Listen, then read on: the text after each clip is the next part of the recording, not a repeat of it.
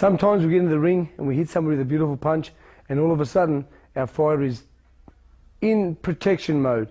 He gets on his toes and he just runs and runs and runs. The way to beat one of these fighters is watch this. Right, I've hit Hussein early with a nice punch early in the fight. He's in protection mode now. He's up on his toes. He's trying to box. We've got it nice and tight because this guy's going to be running. We've got to learn to cut the ring off. Hands have got to be up high. A lot of times when he punches, we've got to learn to punch off the jab. Boom. We catch a jab and we punch. We can't wait. We can't beat with the jab. Hands have got to be up high, and we counter the punch with the punch. It's like counter punching. We're getting up there nice and close. He's boxing. He's using his feet. He's using his feet. Hands up high. We're taking all those punches on the ground, and we're punching with the punch. We punch with the punch. We catch and we punch. Boom. Pressure. Boom. Pressure. Boom. And two punches. When that guy's running, he throws one punch, you've got to double your workload.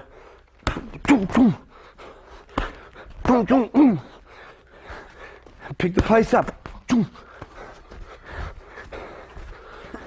In a 20-foot square ring, it's very, very hard to keep running. I don't care who you are, whether you're Sugar Ray Robinson or Sugar Ray Leonard. If you've got somebody in there who can cut the ring off, they will catch you. But the great fighters like the Leonards, like the Robinsons, they were able to stand there and fight as well. They were able to deliver deadly blows from in close as well as while they were moving. So, very, very important for perfect preparation to get them feet right, do the road work, and do that very, very early interval training to make sure we can last the rounds and do the distance.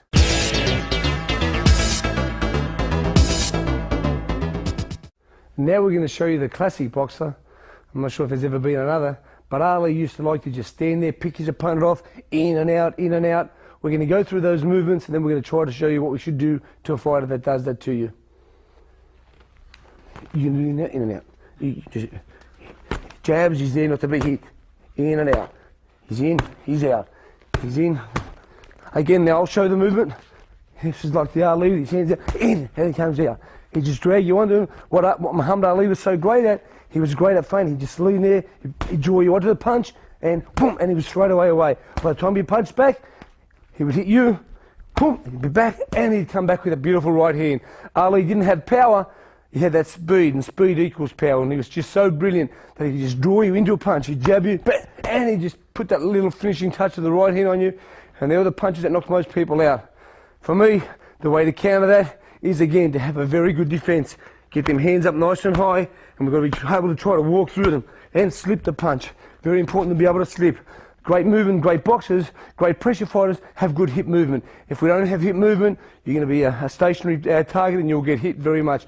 So outside, we'll go outside the jab, then outside the right hand. Out, again, out. When we're here now, we're there to punch. We can't just make a miss and not punch. The classic tail in boxing is you make him miss, you make him pay. So as I make him miss, I've got to make him pay. So I've got to make him pay, make him miss, boom, got to make him pay. I miss, under, yeah. Here I am, ready to make him pay. That hands down is going to be nice and high just to show you.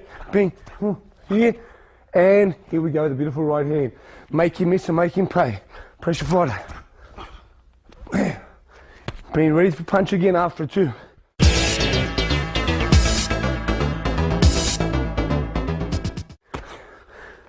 Another thing that Ali was famous for, we all know, it was rope to dope. And you've got to learn, because there will be some stage in a fight where you are backed up against the ropes. And we've got to have good defensive skills while we're on the ropes. We've also got to know how to hold and tie up. And we've also got to know how to turn our opponent inside out by turning him, being in the defensive mode as your opponent's punching, to being able to have a quick little turn and have him on the ropes and you out of them. Although there's no ropes there, so what happens is I've gone from the defensive mode just to being able to turn my opponent to be in the attacking mode. Now he's on the ropes and it's my turn to start attacking. So I've gone from a defensive mode, making sure, now remember, we're nice and close here. We don't have to hold these here, because if we hold these here, we will be hit with the uppercut. And that's the punch that a pressure fighter that's got you in on the ropes is trying to deliver to you. So we've got to cover that chin. We've got to cover that chin. Got to cover. And we've got to fire off with him, and then turn him out of there and we're ready to attack again ourselves. In that one movement, we go from defense to offense, and then it's my turn to start to work. So very quickly, while we can't hit him while he's back turned, if the robots were there, he'd be turned and his face would be facing me. Face me. Turn and bang, bang. My turn to work. Again, defensive skills on the ropes. Showing your defensive skills on the ropes. You go to the body. When somebody goes to the body, the best form of defense to the body punch is just a little slip. Just a little tiny turn. Have to hit you to the body there, a little turn. Go to the other side in the middle. All defensive skills, but none of this is going to happen if I'm not watching my opponent. If I've just got my head down and not thinking about what's happening, I will not cover the punches.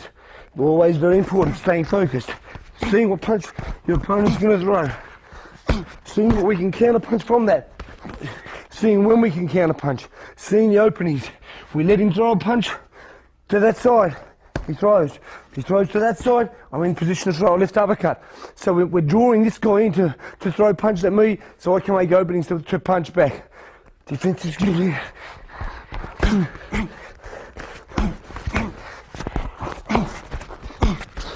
And quick turn. And my turn to work. And if you're not a pressure fighter, if you don't want to be on the ropes, and we're on the ropes for that split second, as soon as we turn our opponent, we get back to the middle of the ring and we get that jab working again. Start pumping that jab out using our feet.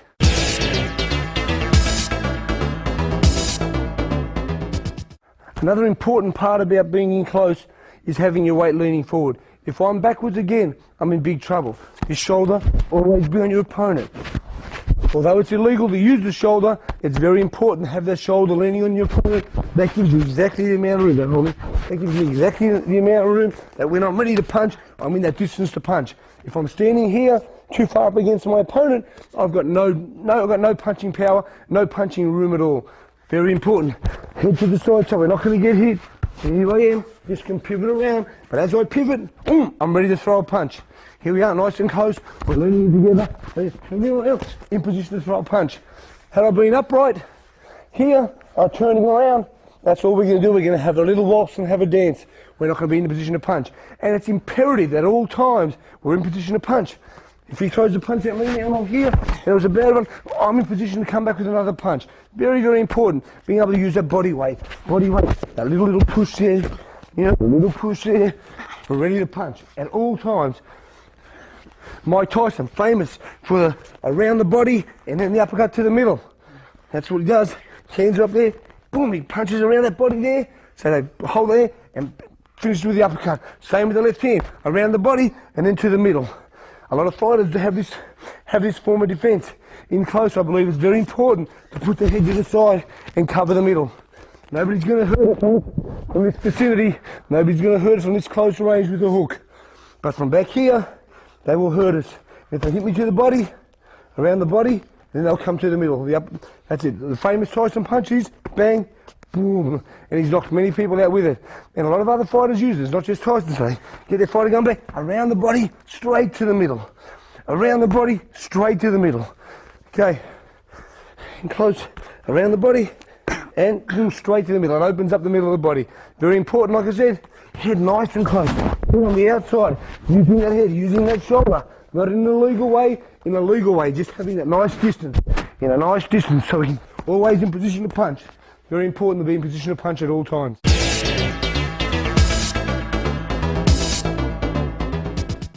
Yep, this is still me, Jeff Fennick, with this title headgear on. I'm now going to go through a couple of sparring drills that we do with my opponent. Hussein, we'll box a few